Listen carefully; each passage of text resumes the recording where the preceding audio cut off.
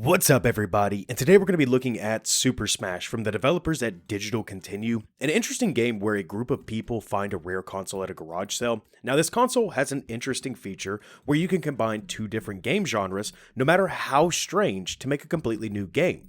The story follows a group as they figure out the reason for the console and saving the game shop from closing down by using the games they smash. An interesting concept that's actually pulled off fairly well in this game, with genre cards of classic game modes like action, adventure, platform, stealth, and others. Mashing whatever combinations will create a game that puts the two together like a shoot 'em up and a platformer, making you a jet like Raiden from 1990s and a Super Mario knockoff game.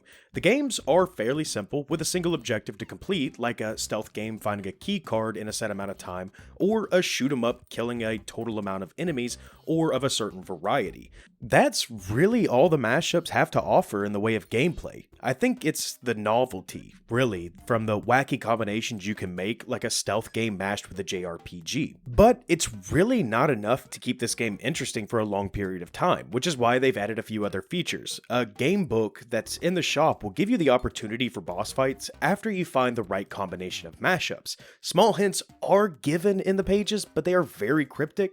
This keeps you playing the game to find the right combinations to take on each boss fight, and boss fights can be quite challenging and are honestly one of the best parts of the game, and I think that has something to do with continuity.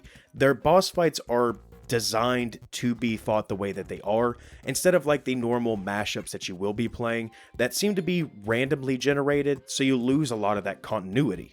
Another feature are the cards you can collect that can be used to help you in your mashups you select. Cards can be collected by finishing mashups or by collecting 100 coins and using them at the gacha system. It gives you an option of cards from the weapons you use to the music, characters, and others. Some can only be used for specific genres while others are universal. Cards will be destroyed after the use unless you find the rare foiled developer cards that can be used as you see fit.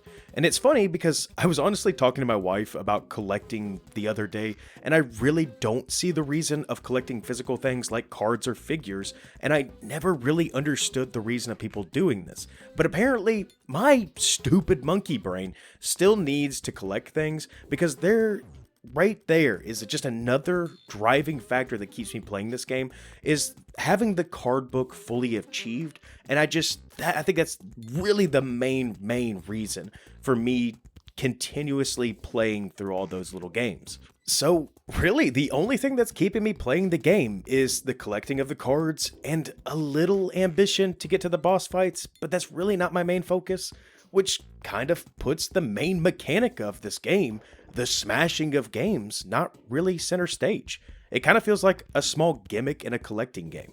The story is fine, nothing noteworthy, and I really didn't connect to any of the characters. The whole game just feels like it falls short. I love the concept, and by no means is this a bad game. It's just not a bullseye, but a few rings out.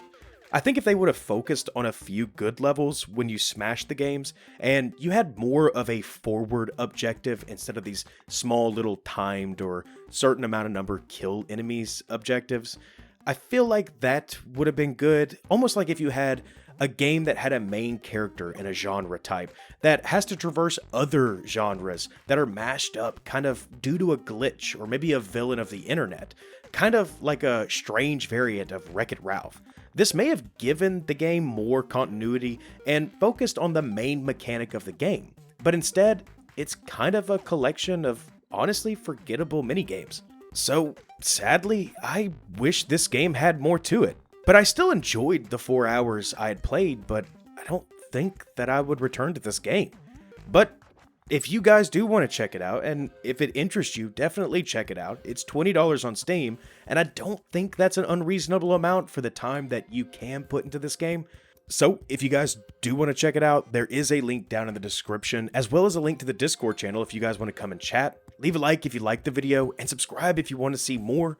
And like always, guys, I'll see you in the next video, and have fun.